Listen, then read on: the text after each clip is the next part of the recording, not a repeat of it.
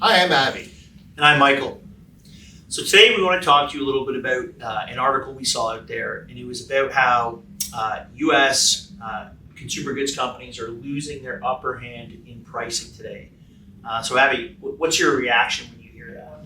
I think everyone is still having a lot of reaction to, there was a lot of pricing during the pandemic. Now we're hearing companies are feeling the pinch. We know private label's growing. I think Nielsen published a number that in the last 12 months, about 28.6% of grocery sales went through on promotion versus 25% in the previous year before that. So a lot more investment. Yeah, it's one of the things that they talked about is, big companies are spending, even more General Mills saying they're going to add 20% coupons in the coming year.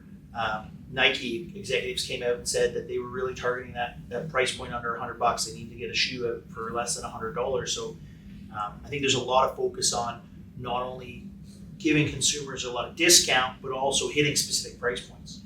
I think as there's definitely a need. What we really try to get our clients to think about, though, is you never want to pricing. You're never painting with a big brush. It's all about segmentation. There's a need with a certain customer segment. When you think about that customer segment, that could be a product segment.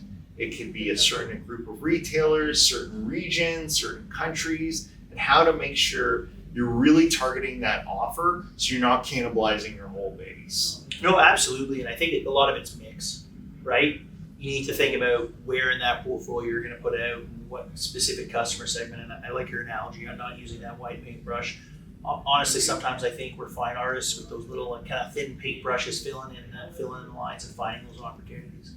I think one of the most critical things too is as you're establishing these new value brands or repricing your offers. So for example, Chips Ahoy was saying that they're going to take some of their bigger size formats and bring them under $4.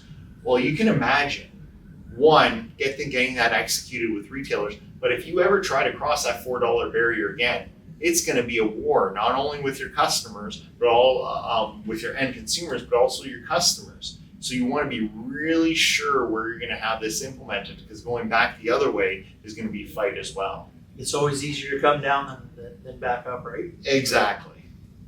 That's all we had for you today. We'll see you next time. Thank you.